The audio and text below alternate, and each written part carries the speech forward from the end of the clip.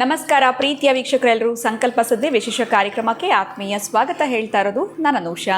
ಇದೇ ಮಾರ್ಚ್ 31ನೇ ತಾರೀಕು ಕುಬೇರ ಸಭೆ ಕಾರ್ಯಕ್ರಮ ನಡೀತಾ ಇದೆ. ಇನ್ನೂ ಕೂಡ ಹೆಸರುಗಳನ್ನ ನೋಂದಾಯಿಸ್ಕೊಂಡಿಲ್ಲ ಅಂತಂದರೆ ಸ್ಕ್ರೀನ್ ಮೇಲೆ ಬರ್ತಿರುವಂಥ ನಂಬರ್ಸ್ಗೆ ಕಾಲ್ ಮಾಡಿ ತಮ್ಮ ಹೆಸರನ್ನ ರಿಜಿಸ್ಟರ್ ಮಾಡ್ಕೊಳ್ಳಿ. ಇನ್ನು ಕಾರ್ಯಕ್ರಮದಲ್ಲಿ ನಮ್ಮ ಜೊತೆಯಲ್ಲಿದ್ದಾರೆ ಸ್ಪಿರಿಚುವಲ್ ಗುರು ಡಾಕ್ಟರ್ ವಿಷ್ಣುದತ್ತ ಗುರುಜಿಯವರು. ಗುರುಗಳನ್ನ ಕಾರ್ಯಕ್ರಮಕ್ಕೆ ಬರ್ಮಾಡ್ಕೊಳ್ಳೋಣ. ನಮಸ್ತೆ ಗುರುಗಳೇ, ಕಾರ್ಯಕ್ರಮಕ್ಕೆ ಆತ್ಮೀಯ ಸ್ವಾಗತ. ಒಳಿತಾಗ್ಲಿ ಅಮ್ಮ.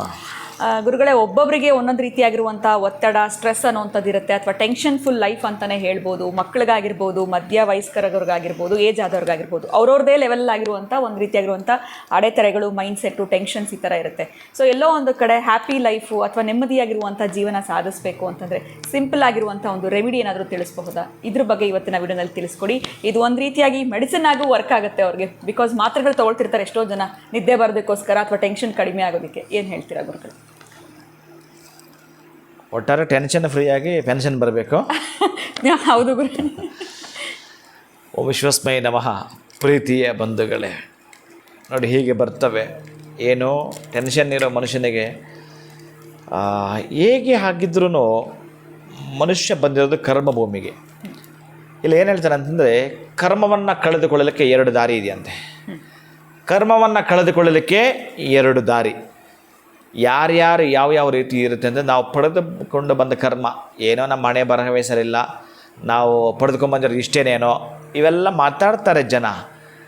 ಒಬ್ಬ ರೋಗಿಷ್ಟ ಎಲ್ಲೋ ಒಂದು ಕಡೆ ಬೆನ್ನು ನೋವು, ಸೊಂಟ ನೋವು ಅಂತ ಹೇಳಿ ಯಾವಾಗಲೂ ಹಾಸಿಗೆಯಲ್ಲಿ ಇದ್ದೇ ಅವನ ಕರ್ಮನ ಕಳ್ಕೊಳ್ತಾನೆ.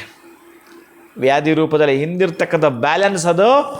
ಈಗ ನೀನು ಹಾಸಿಗೆಯನ್ನು ಹಿಡಿಯುವ ಮುಖಾಂತರವೇ ಕರ್ಮವನ್ನು ಕಳೆದುಕೊಳ್ಳುತ್ತಾ ಇದ್ದೀಯಾ. ಇನ್ನೊಬ್ಬ ಎಲ್ಲೋ ಒಂದು ಕಡೆ ಶ್ರೀನಿವಾಸನ ಬೆಟ್ಟವನ್ನು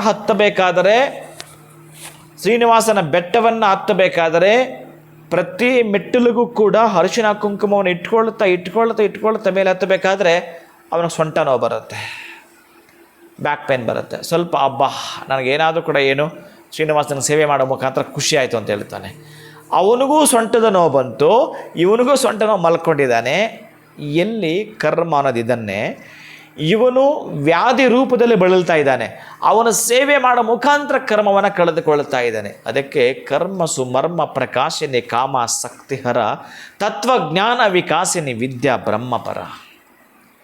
ನೀವು ಯಾವುದನ್ನು ಹೇಗೆ ಮಾಡ್ತೀರೋ ಹಾಗೆ ಪಡೆದುಕೊಳ್ತೀರಿ.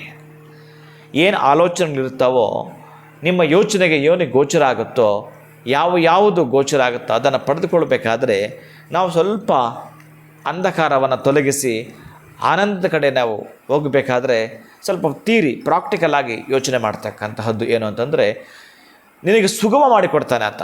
ನೀನು ಹೋಗುವಂಥ ದಾರಿಯಲ್ಲಿ ಸುಗಮ ಮಾಡಿಕೊಡ್ತಾನೆ. ಯಾವ ರೀತಿಯಾಗಿ ಎಂದೋ ನಿಮ್ಮಲ್ಲಿ, ನಿಮ್ಮ ಅಕ್ಕಪಕ್ಕದಲ್ಲಿ ದೇವಸ್ಥಾನದ ವಾರ್ಷಿಕೋತ್ಸವ, ಮತ್ತೊಂದು ಬ್ರಹ್ಮೋತ್ಸವ, ರಥೋತ್ಸವ, ಕಲ್ಯಾಣೋತ್ಸವ, ಈ ದೇಗುಲಗಳಿಗೆ ಅರಿಶಿನ ಕುಂಕುಮವನ್ನು ದಾನ ಮಾಡೋ ಮುಖಾಂತರ, ಈಗ ಹೇಳಿದ್ರಲ್ಲ, ಇವ್ರದ್ದು ಇಷ್ಟು ಗೊತ್ತಿಲ್ಲ, ಸಣ್ಣ ಕೀ ಅದು, ಅಷ್ಟು ಚೆನ್ನಾಗಿ ತೊಲಗಿಸ್ತಾನೆ. ಅಷ್ಟು ಚೆನ್ನಾಗಿ ತೊಲಗಿಸ್ಲಿಕ್ಕೆ ಸಾಧ್ಯ ಇದೆ.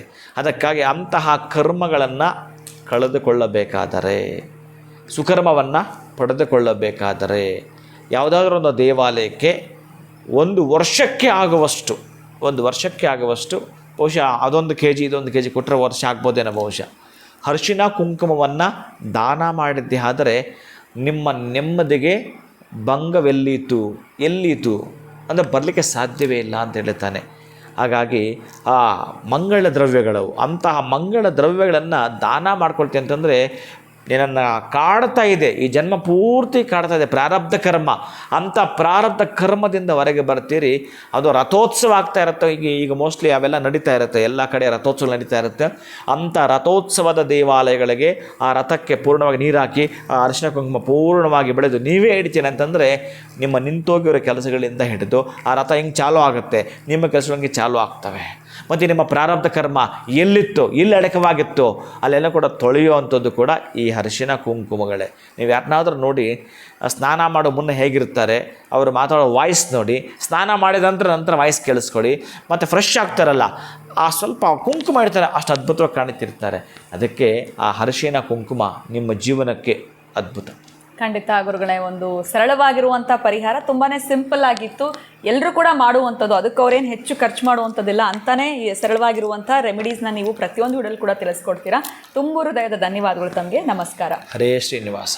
ಸೊ ತುಂಬ ಟೆನ್ಷನ್ಸ್ ಆಗ್ತಾ ಇದೆ, ಲೈಫೇ ಬೇಡಪ್ಪ ಅಂತ ಅನ್ಸ್ಬಿಟ್ಟಿರೋರಿಗೆ ಖಂಡಿತ ಈ ರೆಮಿಡಿನ ನೀವು ಫಾಲೋ ಮಾಡೋದ್ರಿಂದ ನಿಮಗಾಗ್ತಾ ಇರುವಂಥ ತೊಂದರೆಗಳಿಂದ ನೀವು ತುಂಬಾ ಸಿಂಪಲ್ ಆಗಿ ಈಸಿಯಾಗಿ ಹೊರಗಡೆ ಬರ್ತೀರಾ ಅಂತ ಹೇಳ್ತಾ ಇವತ್ತಿನ ವಿಡಿಯೋನ ಮುಗಿಸುವಂತಹ ಸಮಯ ಆಗಿದೆ. ನಮಸ್ಕಾರ.